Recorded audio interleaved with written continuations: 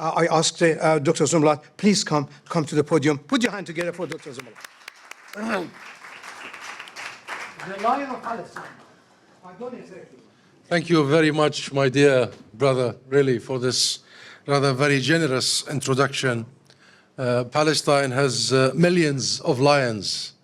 The 14 million Palestinians are lions. You are a lion, and all of us are roaring right now to stop the atrocities back there. But let me start, my friends, distinguished audience, friends, by really expressing my gratitude and how pleased I am to be with you today and to address this very distinguished forum. And the thanks are for our friend Mark Domfried and his team, of course, here at the Academy for Cultural Diplomacy for the invite.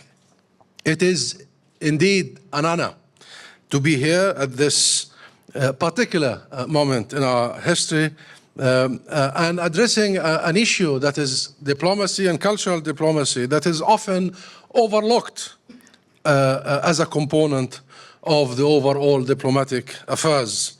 Indeed, I would argue that cultural diplomacy, my dear Mark, is something that we need to prioritize right now in these very turbulent and maybe, and deeply disturbing times. Hard power in the form of military power is threatening us all.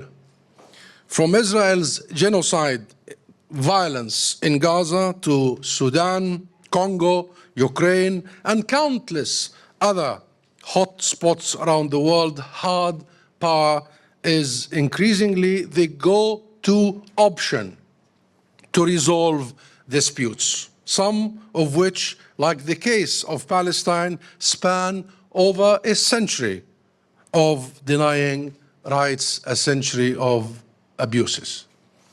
There are two main reasons for this situation. Both are related.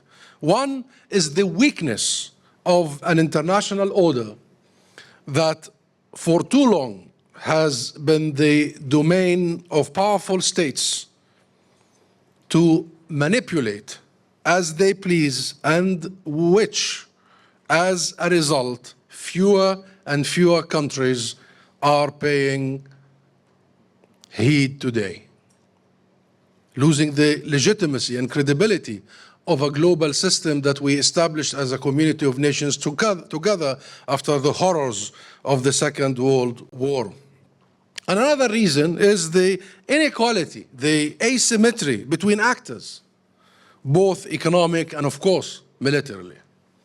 After all, if there is no serious chance that an opponent can resist with adequate firepower, and the opponent does not have any significant financial clout to respond with, why invest in lengthy and complicated diplomacy rather than simply let the tanks roll and the bombers fly?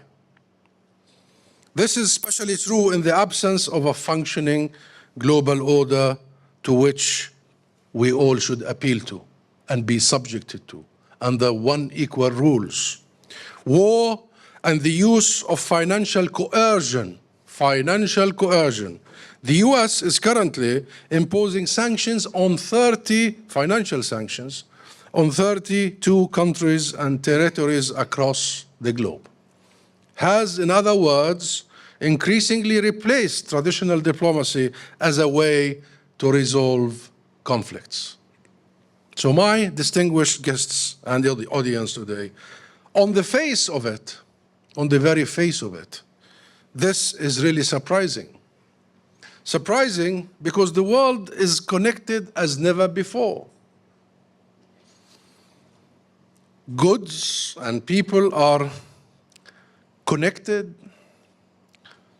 traversing in an unprecedented volumes. Information about anything, anyone, anywhere is freely available at an incredible speed. Humanity as a whole is a better informed and better educated about the rest of the world than at any point in our history. Ask the young generation now. We know details of various spots of the globe, of the world. We are definitely better informed and better educated, period. We are. Everywhere we look, we see different cultures represented. We hear music and experience art from all over the world. We see movies and read books from directors and authors from every corner and every background. And in a huge metropolis like London, every culture, literally every culture on earth is represented in one way or another. I arrived to this great city when I was much younger as a student in the late 90s, and how much I felt that this is really a special metropolis, special space for all, where not only your difference is acknowledged, but your difference is celebrated. And yet, earlier this month, we witnessed race riots in the UK. In Palestine, even under Israeli military occupation, and with all the restrictions that are imposed on us, we have people coming from everywhere, all over the world, visiting, working, performing, pilgrimage, or simply performing, enjoying our good food, enjoying our good culture, our music. Yet, for the 11th month, my friends, we have watched Israel commit genocide in Gaza, with the full and continued support of its allies in the West. Throughout this month, or these months, we have lived, particularly over the last few weeks, we have lived with the fear of a full-blown regional war after Israel assassinated a Hamas political leader, Ismail Haniyeh, in Iran. Is this a failure of diplomacy? Is it a failure of humanity that dooms attempts at cultural diplomacy and the wider diplomacy, Mark? What is happening? I would argue the opposite. I would argue the opposite. This is not a failure of diplomacy, including cultural diplomacy or soft power. This is, in fact, a failure of hard power. This is a failure of military power. This is a failure of tanks and jet fighters and bombers. So, my friends, the problem with hard power is that unless the aim is strictly limited, a reliance on coercion can only go so far. And it always backlash. You cannot bomb your way to political solutions. You simply can't. You can't. It's been tried throughout history, throughout empires. It never, ever worked. It will never work. And nowhere is a better example of this than my country, my beloved homeland, Palestine. The modern history of Palestine is by now fairly well understood. We can start with the British Empire and its 1917 colonial promise to European Jewry of a homeland in Palestine, which implicitly left Britain opposing Palestinian self-determination 107 years ago. If you read the Balfour Declaration, you can see how the native population, the Palestinian people, were merely rendered as non-Jewish communities. We, who have lived there for millennia, the cradle of civilizations, the hub between East and West, the birthplace of Christianity, where we were defined by that colonial promise, by that colonial declaration, not but by who we are, but by who we are not. And therefore canceling us effectively as a people, as a nation, with our links, with our cultural links to the land. Over the decades, my friends, that followed immigration from Europe that went largely unchecked, bar one period in response to what was called the Arab Revolt from 1936 to 1939, but which more accurately should be probably described as the First Palestinian Revolution. And yet, despite the mass immigration and colonial suppression, there was never a Jewish majority in Palestine until the Nakba of 1947-49 and the ethnic cleansing of 2/3 under the watch of Britain. 2/3 of the Palestinian people, my own parents and grandparents included. This disaster, Nakba, as we call it, was never addressed until this very day. Rather than allow the refugees to come home, the new Israeli state did exactly the opposite. It razed hundreds of villages, more than 500 villages and towns and cities. And with its absentee property law, which, by the way, some of them are actually in the homeland, the homeowners, the property owners, the farm owners. Under this absentee property law, in effect, banned the right of return for Palestinians and legalized the theft, the confiscation of their homes, our lands, and our properties. In 1967, as you all know, Israel occupied the rest of historical Palestine and immediately set about the colonial project, the settlement expansion. Both the military occupation and the settlements and the settlement project are illegal, unlawful under international law. In fact, they are very well defined, particularly the settlement building, defined in the Geneva Conventions as war crimes. War crimes. Those who study law here would know that the transfer of the population of the occupying power to the occupied land is a war crime. The recent ruling from the International Court of Justice could not be clearer. That's what it says. That's a ruling. That's the highest court of the land, of the globe. It says the occupation is unlawful and settlements are illegal and must be withdrawn and dismantled.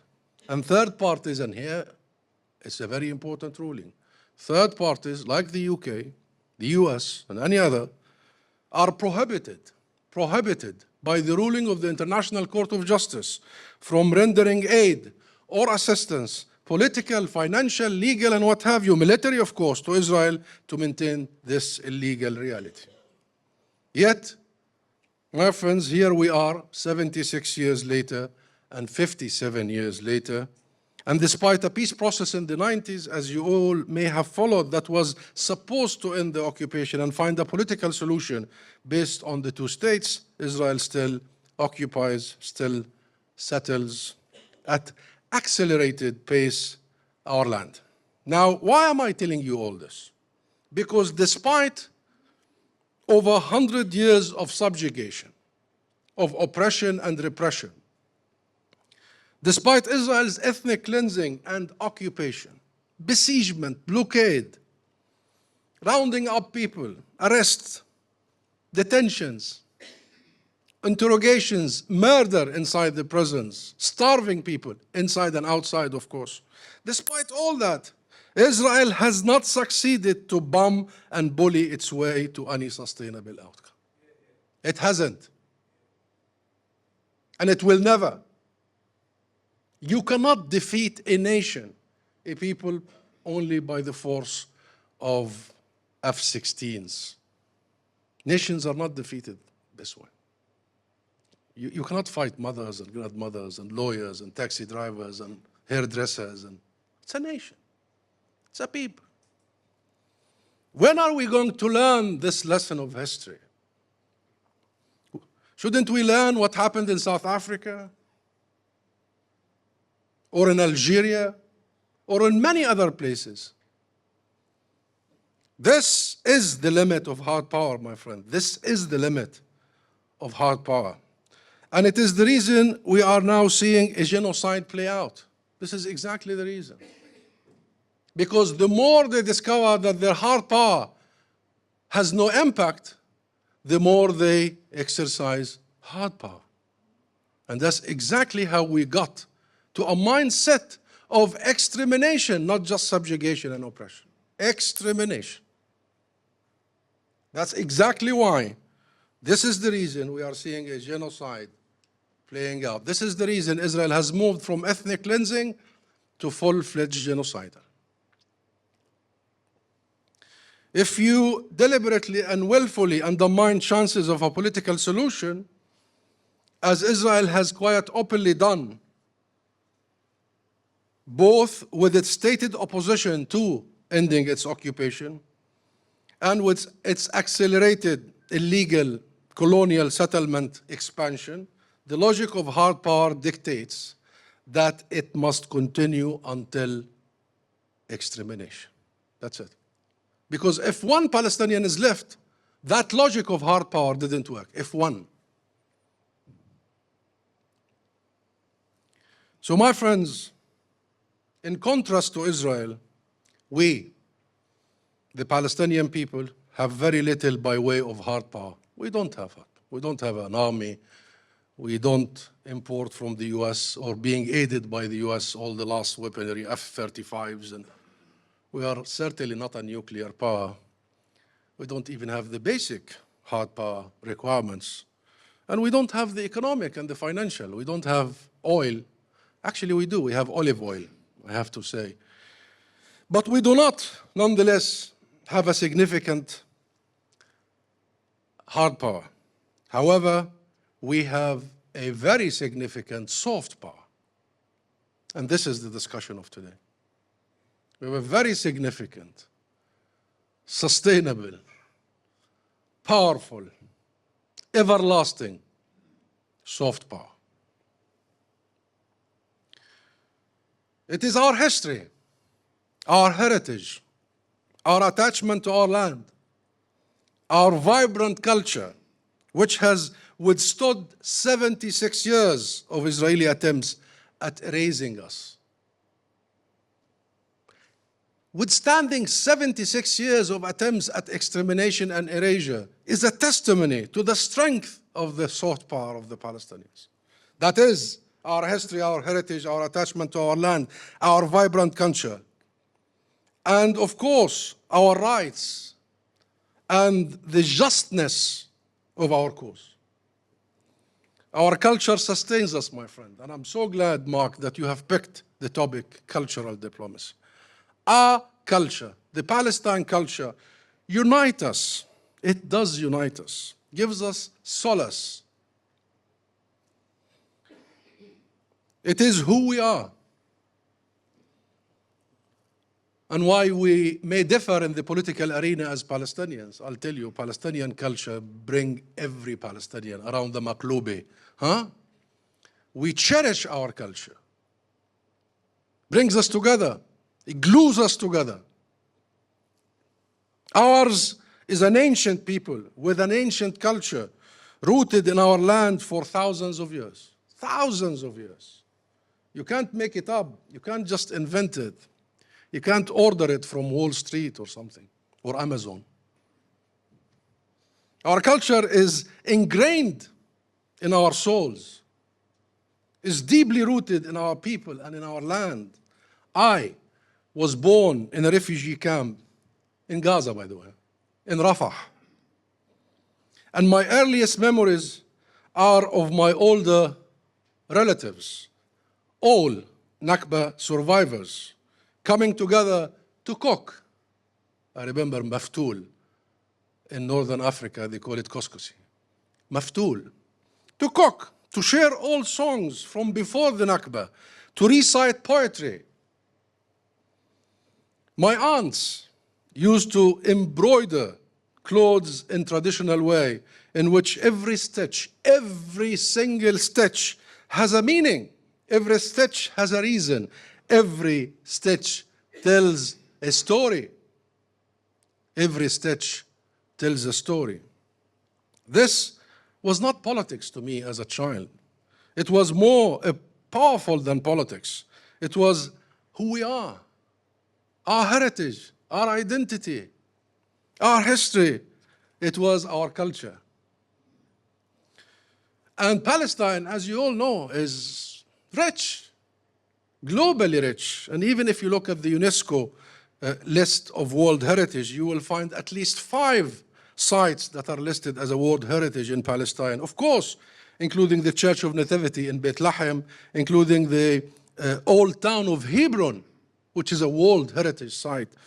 Batir village in Bethlehem, the land of olives and vines, and Tel Sultan in Jericho, and of course, all that is in the West Bank, but of course, we have also a listed site in Gaza, which is the Tel Amir in Gaza.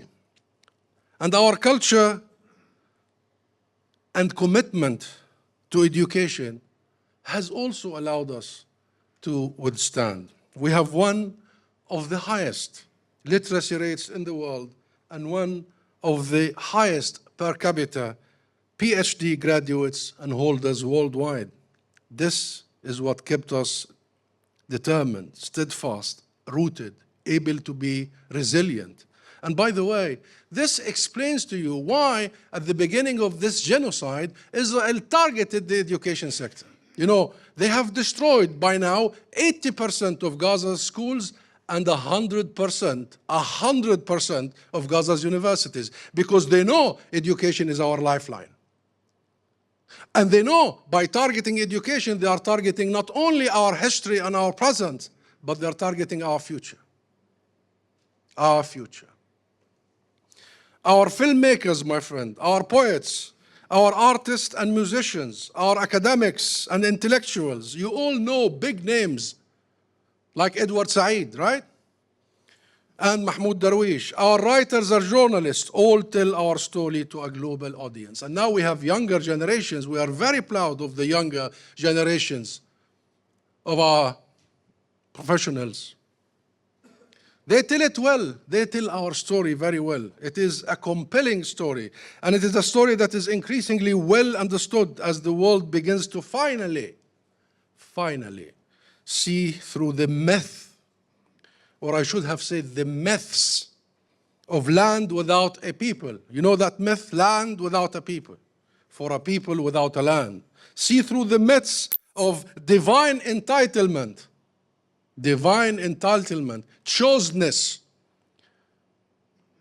There is no such a thing. God loves all of his sons and daughters equally. The world sees through the myths of self-defense against women and children. The vast majority of those slaughtered in Gaza, as you all know by now, are women and children. Almost 17,000 orphans we have who have lost either one parent or all of their parents. More than 16,000 children have been slaughtered over the last 10 months or so. So my friends, ours is a story that is grounded in our connection. That's what I'm trying to say. It is grounded not in politics, not in even political ambitions. It is grounded in our connection to our land. In the words of Mahmoud Darwish, our national poet, he wrote a poem that was entitled My Roots. And he goes, my roots took firm hold before the birth of time, before the beginning of the ages, before the cypress and olives, before the growth of pastures. My job, my friends, as a diplomat, especially as a Palestinian ambassador, the honor of my life, to a large degree consists in elaborating this soft power, to engage in cultural diplomacy, promote and support Palestinian artists and cultural events, and to educate my interlocutors about our history and our heritage. I do it with pride. I do it with love. I do it with passion. And I do it knowing that our culture has gone global, absolutely global. Our flag is now a symbol of freedom. The watermelon a symbol of the dignity of our struggle, of our rights. You see it everywhere with ordinary people. You see our kufiya now being used, by youngsters everywhere. It's a statement. It's an attachment to our culture because these are cultural symbols. And my friend, but cultural diplomacy needs teeth. It does need teeth. And that demands a functioning global order that takes its commitment to a universal values and international law seriously. That is the one thing that we are missing in Palestine and the rest of the world. The equal and consistent implementation of international law and an end to the double standards that see Western powers, certain Western powers, support a military occupier and its decades-old subjugation of an entire people, rather than the legitimate aspirations of liberty of a people under occupation. And may I qualify, when I say the West, I do not mean every country in the West. Because, you know, we have to salute countries like Spain, Ireland, Norway, Slovenia. Many countries in the world have taken the principled stance and position in the last few months and in the last years. But there are certain countries, the US tops the list, who remain to be an absolute backers of such grave, grave misuse of power and such grave illegality. So my friends, unlike hard power, soft power and cultural diplomacy holds out the promise of sustainable resolution. It does so because it appeals to our shared values, our common humanity. I see it. I see it when I share my culture, when I share a good meal, or I share a good poem. People's perception is completely different. Interaction is completely different. It asks us to understand and appreciate, that's the cultural diplomacy, to appreciate each other rather than fear each other.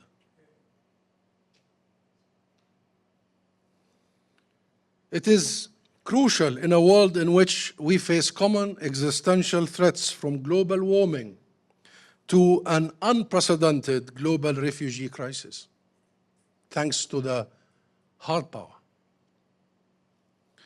These problems can only and will only be solved with global cooperation stemming from a mutual awareness that we, the human race, are in this together. There is no soul salvation. We can either resolve it for all or we are doomed, because we do have global issues. And look at the issue of Palestine in the last 11 months or so. It did not confine itself to the borders of Palestine. It is a global issue. And the ramifications is global, but so is many other issues. What future are we leaving for our children? What world are we leaving behind? That requires solid international cooperation. And mutual understanding is the first step towards peace, towards justice, in Palestine and anywhere else. Such understanding, and I've studied the history of conflict resolutions as much as I could, it all began with this word, understanding. Understanding. In Northern Ireland, it began with understanding. In South Africa, in the Balkans, everywhere else. Understanding. Understand the grievances. And for too long, we the Palestinian people, for too long, far too long, we were not allowed to express our grievances. And you may have followed at the beginning of this situation, all of you, how the media has treated us and me personally.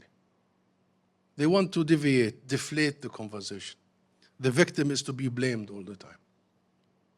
But to talk about your grievances, to talk about what has been taking place for 76 years was not a priority. And whenever you have a chance to do so, they would take you to deflate you, to silence you. understanding. Let the Palestinian people tell their story. Talk about their grievances. Let every people talk about their grievances. Let understanding be the common thing between us. And my friends, such understanding must also be wedded to a commitment to the rules, the rule of law. There has got to be rules. This is not just about grievances. It's about common shared rules, the rule of law. Why is this country so renowned? Why many people would like to live here or invest here? It's one word, the rule of law. They know here in this country there are solid court systems. There is the separation of power. You're safe. Even if your rights are infringed on, you have a recourse to justice. We need to apply that elsewhere. And the UK has to be consistent. If it accepts the rule of law domestically, it has got to accept the rule of law globally. And these rules must apply equally to all. No exceptions, no impunity, no one above the law. Why is Israel been put above the law for 76 years? Why? You know, Israel was established exactly around the very same time as the post-World War II global order, around the same time. And it has been in awe with that order ever since. In awe. And the powerful Western countries have actually established that, the world order, after the horrors of the Second World War, for the never again for all of us, but also established Israel as per the Balfour Declaration and all that followed, and they couldn't really match the two creations. And now Israel is dragging this whole international order into perhaps the dustbin of history, undermining it at every corner, because people are watching that, oops, we apply the rules only to certain people. Do you remember what the general prosecutor of the ICC, Karim Khan, said only a couple of months ago on a CNN interview? He said a Western big leader told him that the ICC was created for Russia and African countries. Seriously. Why? There are no criminals in the West? There are no criminals elsewhere? Anybody who aids Israel in its genocide is criminal. That's not me saying. That's the judges of the International Criminal Court and the judges of the International Court of Justice. And therefore, I'd like to conclude here, my friends, we are still some distance from that in Palestine to see all that happens. Even though recent ruling by the ICJ and the ICC suggest the institutions of the international law are beginning to find their ways on this cultural issue. On this very crucial issue.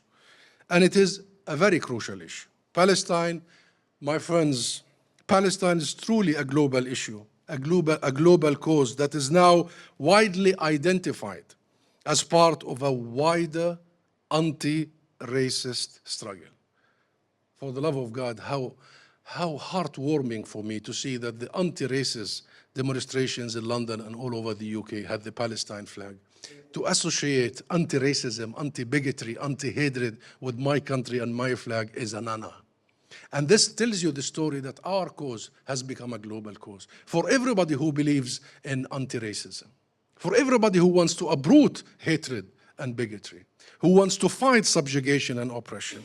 And this is really a very historic moment. And when, not if, my friends, when we, the Palestinian people, finally secure our liberation in a state of our own, it will be a resounding victory for soft power and cultural diplomacy.